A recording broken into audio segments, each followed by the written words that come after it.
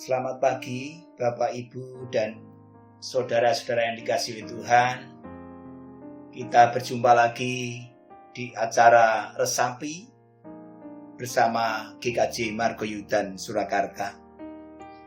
Mari bersama-sama kita akan membaca dan belajar firman Tuhan sebagai dasar kehidupan kita di hari ini dan hari-hari selanjutnya. Namun sebelumnya mari bersama-sama kita berdoa.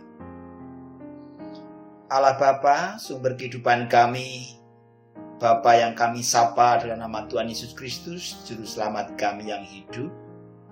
Kami bersyukur Tuhan pada kesempatan pagi hari ini karena Engkau masih memberi hidup kepada kami dan juga memberkati kehidupan kami. Bapa di surga, kami bersyukur karena Tuhan telah bangunkan kami dari tidur semalam dan saat ini siap untuk melakukan tugas-tugas kami. Bapa, kami akan mendasari hidup kami dengan firman-Mu. Oleh karena itu Tuhan, siapkan hati kami untuk menerima sabda kebenaran-Mu dan ajar kami untuk bisa melakukan dalam kehidupan kami sehari-hari. Terima kasih Bapa, berfirmanlah, kami siap mendengarkannya. Dalam satu nama Tuhan kami, Yesus Kristus, kami berdoa. Amin. Bapak, Ibu, dan saudara-saudara yang dikasihi Tuhan, kita bersama-sama akan membaca dari surat 1 Korintus 15, ayat 35 sampai 58. Namun saya hanya akan baca ayat yang ke-58. Nanti Bapak, Ibu, dan Saudara bisa baca setelah renungan pagi ini berakhir. Demikian bunyi firman Tuhan. Karena itu, saudara-saudaraku yang kekasih, berdirilah teguh, jangan goyah, dan giatlah selalu dalam pekerjaan Tuhan. Sebab kamu tahu bahwa dalam persekutuan dengan Tuhan, jerih payahmu tidak sia-sia. Bapak, Ibu, dan saudara-saudara yang dikasihi oleh Tuhan, renungan pagi hari ini berjudul Habis gelap, terbitlah terang. Habis gelap, terbitlah terang. Bangsa Mesir memiliki kuburan-kuburan yang sangat besar, yaitu berupa piramida. Piramida ini berisi mumi, yaitu mayat yang dibubuhi balsem atau rempah-rempah. Orang Mesir berkeyakinan bahwa jika jasad orang yang mereka cintai atau hormati tetap utuh, roh orang yang mati tersebut juga akan tetap utuh atau selamat dari neraka. Itulah pandangan bangsa Mesir. Bapak, Ibu yang dikasihi Tuhan, lalu bagaimana dengan kita orang percaya? Bagi kita orang percaya kepada Kristus Yesus, pastilah akan melayani Tuhan dengan potensi atau talenta yang kita miliki masing-masing. Oleh karena itu, dalam Mazmur 116 ayat 15 dikatakan, setiap orang yang mati dalam Tuhan akan mendapat perlakuan khusus dari Allah, sebab Dia memandang berharga kematian orang-orang yang dikasihinya. Dari ayat tersebut jelas sekali bahwa setiap orang yang percaya dan setia melayani Tuhan akan mendapat perlakuan khusus dari Allah sendiri saat kita dipanggil oleh Tuhan nanti. Lalu perlakuan khusus yang seperti apakah yang akan diberikan Allah kepada kita yang tetap setia kepada Dia dan melayani Dia. Kita akan lihat bersama-sama. Yang pertama adalah mereka akan diberi tubuh baru yang penuh kemuliaan. Ada di ayat 35-41 di surat Korintus di atas.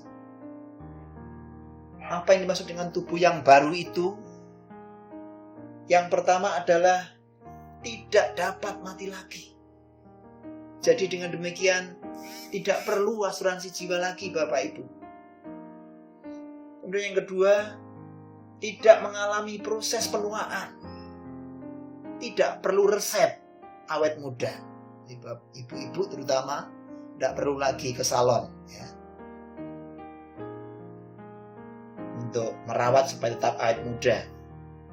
Kemudian yang ketiga, tidak ada cacat atau kerut, gigi berlubang tidak ada, kulit keriput no, mata kabur juga tidak ada, tulang keropos, rambut rontok, pendengaran berkurang, sudah tidak ada lagi. Itulah Bapak Ibu yang pertama, diberi tubuh yang baru, yang penuh kemuliaan. Kemudian yang kedua adalah mereka ditaburkan dalam kelemahan, tetapi dibangkitkan dalam kekuatan. Ini ada di ayat 42-49 di surat Korintus di atas. Apa saja yang dimaksud dengan hal ini? Yang pertama adalah tidak mengalami rasa sakit, tidak perlu ke dokter, tidak perlu mengurus askes, tidak perlu mengurus BPJS, tidak perlu obat kuat penambah energi. Ini yang pertama.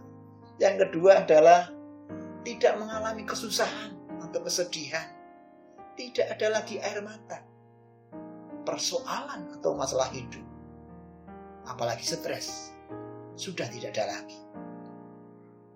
Dan yang ketiga adalah tidak mengalami capek.